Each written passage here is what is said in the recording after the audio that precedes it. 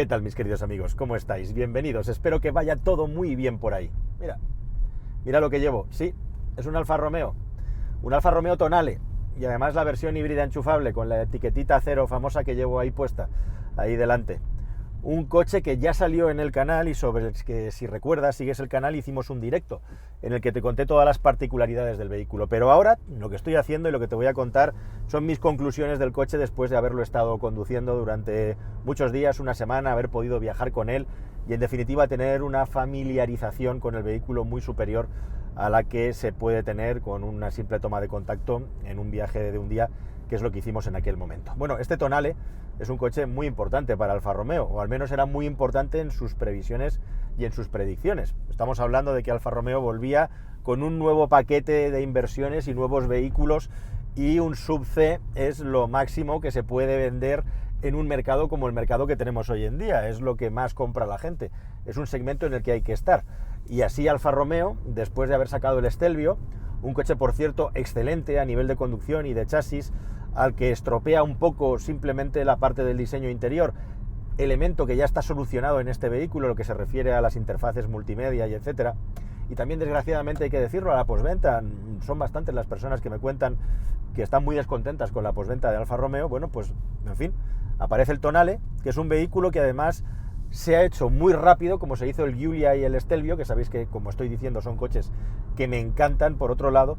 y que se retrasó, entre otras cosas, porque esta versión no acababa de dar toda la potencia y todo el carácter deportivo que Imparato, el nuevo jefe de Alfa Romeo, quería darle a un vehículo que tiene el ADN y tiene el escudo que tiene aquí delante. Y bueno, pues eso es lo que hicieron, hasta el punto que el 1.3, el modesto entre comillas 1.3, 1.30 y pico, que lleva este coche, ahora da 180 caballos. Además, unido a un motor eléctrico con más de 120 caballos, al final la potencia conjunta de todo el vehículo son nada menos que 280 caballos combinados, que vas a poder utilizar siempre y cuando tengas la suficiente carga en la batería. Una batería estándar, como la que tienen la mayoría de los híbridos enchufables, que sirve oficialmente para conseguir 60 kilómetros de autonomía. Estamos ahí siempre en los vehículos FEV de este tamaño con baterías que están en el entorno de los 12, 13, 15, 16, 17 kilovatios hora, pues este coche está ahí en la mitad igualmente también. Y eso le da el derecho, la posibilidad de llevar puesta la etiqueta cero ahí delante, lo cual es una grandísima ventaja para poder utilizar este vehículo y meterse en el centro de las ciudades y en zonas donde el tráfico esté restringido. Un coche, además, cuyo precio en esta versión es muy alto, es alarmante, es asustante. Si lo miras con el IVA puesto, estamos hablando de 54.000 euros, pero que como tiene un precio neto de 45.000 euros, si le pones las ayudas del Estado, pues se queda en los 39.500, entre los 39 y los 40 normalmente, que puedes conseguir para tener todo este aparataje con 280 caballos y, como digo, la etiqueta cero. Además de eso, hay dos versiones. Hay una versión de gasolina de 130 caballos y hay un 1.5 turbo de gasolina de 160 caballos. Son versiones que, digamos, no tienen motores que sean especialmente potentes ni ambiciosos. Y qué decir de la versión diésel que nos ha quedado, quién nos ha visto y quién nos ve, con 130 caballos. Eso es lo máximo que se puede tener en mecánica diésel, que es verdaderamente poco. Pero bueno, eso es lo que hay. O 130 y 160 en gasolina o 130 en diésel. Y si no, te pegas el gran salto para esta versión de 280 caballos, que es un poco la versión que tiene que tirar también de las ventas cualitativas del vehículo, puesto que en general, cuando llegamos ya a ciertos niveles de precios en los que estamos claramente por encima de los 30.000 euros, lo que se suelen comprar son las versiones más potentes de un modelo cuando no hay mucho donde elegir. Sobre el diseño, poco os puedo decir. La inmensa mayoría de las personas que ven el coche o que han visto el coche,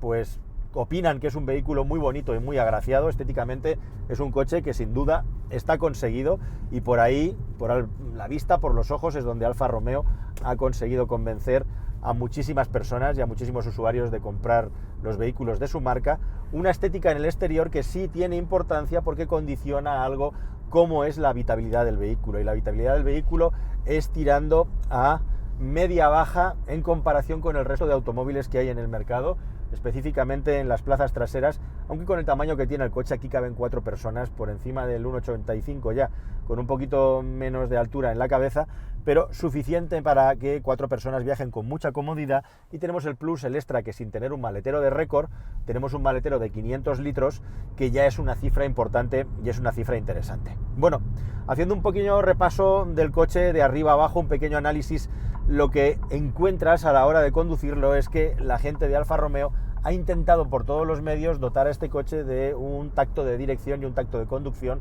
propio de un vehículo con aspiraciones deportivas. Algo que se nota clarísimamente en el Stelvio, que tiene esa dirección tan directa que comparte con el Giulia, en el Stelvio un poquito menos, y en este coche se ha puesto una dirección también con una desmultiplicación menor que la que tienen otros automóviles de esta categoría, para que el coche tenga una respuesta al volante algo más directa. No es tan exagerado como en sus hermanos mayores, pero sí que es un coche que tiene un tacto de la dirección más directo que el resto de sus hermanos de gama, además con la posibilidad de poder utilizar este mando DNA como tienen la mayoría de los Alfa Romeo, donde vamos a poder cambiar la dureza de la suspensión con unos amortiguadores que no están pilotados electrónicamente, pero sí que tienen un doble circuito de aceite para que se puedan endurecer cuando sea necesario, y en definitiva además una suspensión que está más orientada a sujetar la carrocería en curva que en mimar completamente a los ocupantes del vehículo cuando estás circulando por carretera. ¿Lo ha conseguido Alfa Romeo? Bueno, pues sí, lo ha conseguido, pero en parte. Como os digo, el tacto de la dirección es un poco extraño,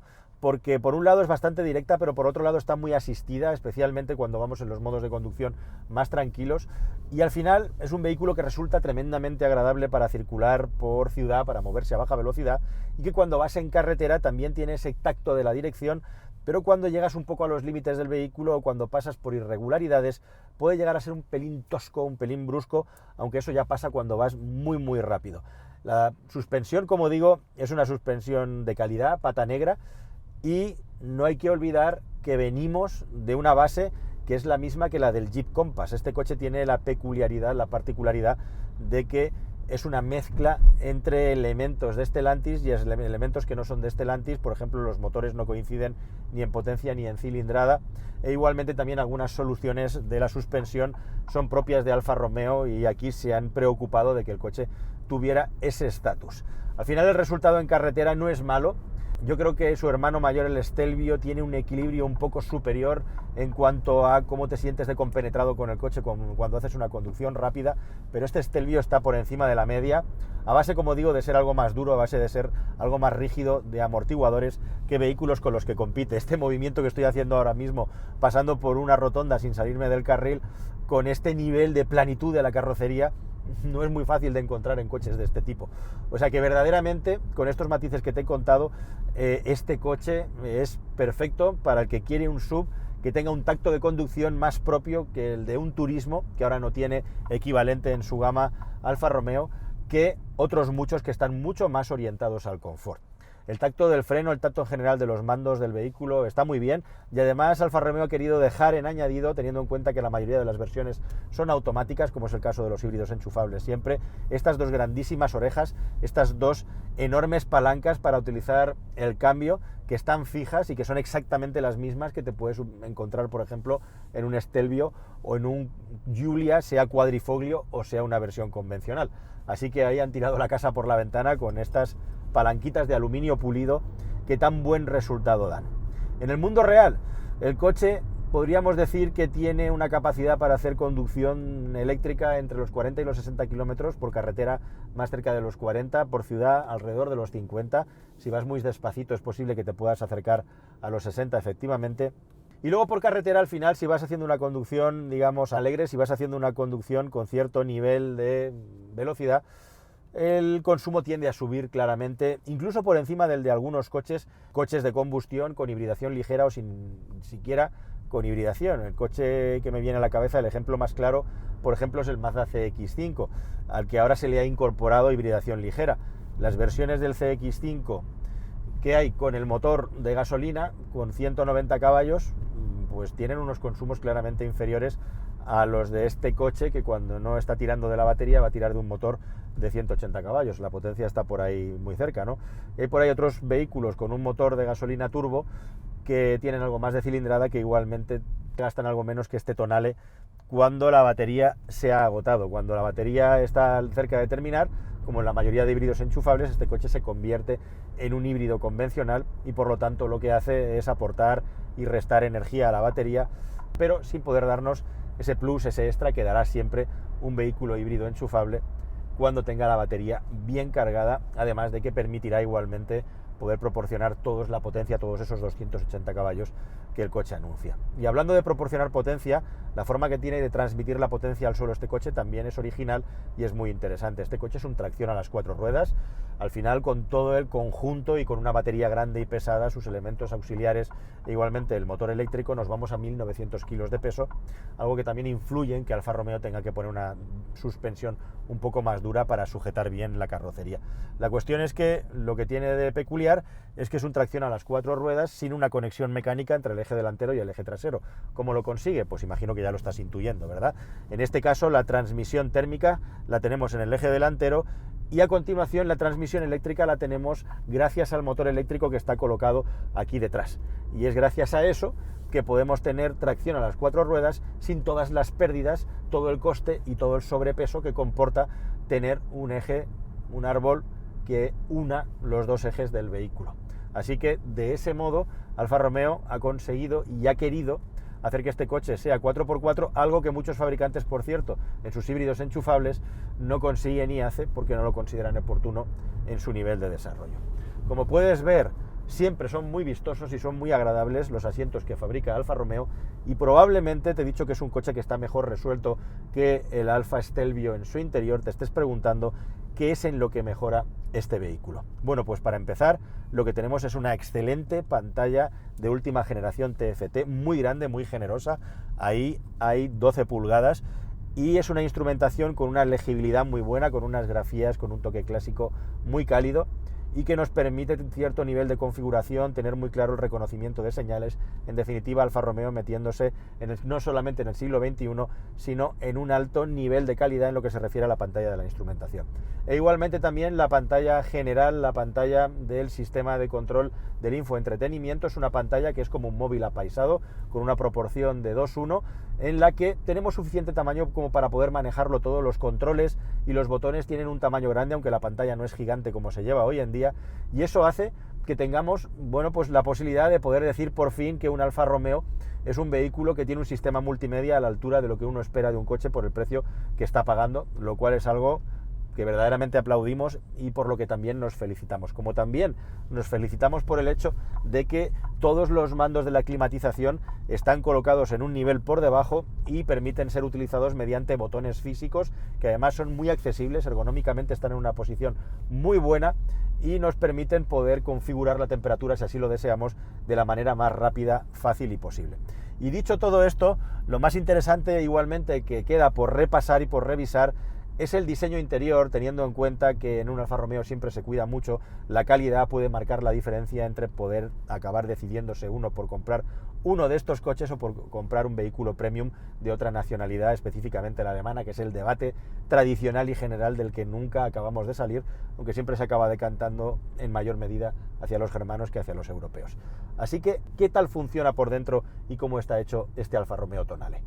El Alfa Romeo Tonale tiene un acabado interior muy agradable a la vista. Está hecho de una manera muy inteligente en el sentido de que parece un coche de alto nivel, aunque luego los materiales, en función de la zona en la que mires, no lleguen a ser de tan alto nivel como esa percepción visual te da. La cuestión es que aquello que es importante, la posición de conducción con un generosísimo reglaje del volante en altura y también en profundidad, un volante con un tamaño más bien chico, pero con un tacto muy agradable e igualmente también, como te decía, una pantalla que es mucho mejor que la que hemos visto antes en muchos modelos de Alfa Romeo, aunque no sea la panacea universal, está muy bien, al igual que algunos detalles típicos de la marca como la decoración en el interior de los asientos, su calidad o sistemas de iluminación tanto fuera como dentro. En el caso del plug-in hybrid puedes optar a la versión más equipada con un sistema además LED matricial que se agradece mucho para elevar el tono en general de un vehículo también muy generoso en lo que se refiere a la conectividad con enchufes USB normal, USB-C e incluso 2 tomas de corriente en el maletero, algo poco habitual en un automóvil de su clase. Coche que permite perfectamente 4 ocupantes de hasta 1,90 de altura con suficiente capacidad para que vayan amplios, tanto en anchura como en altura, a la hora de afrontar largos viajes. No es un automóvil para nada económico, pero es un vehículo que mantiene la esencia de Alfa Romeo en lo que se refiere a las suspensiones, al funcionamiento de las mismas, y que consideramos que las versiones estándar tienen unos precios atractivos, aunque altos, para la potencia que ofrecen, con 130 caballos en las versiones híbridas o diésel, y luego una versión de gasolina un tanto descafeinada para el precio. Nos vamos al salto del Tonale híbrido enchufable, además con el aliciente de tener 4 ruedas motrices gracias al motor trasero, con unos precios de entre 51.000 y 54.000 euros, que si le restamos las ayudas del Estado por achatarrar otro coche, hacen que la versión de 160 caballos pues se quede solamente para aquellos que no tengan la posibilidad de poder achatarrar un vehículo, que yo desde luego, si puedes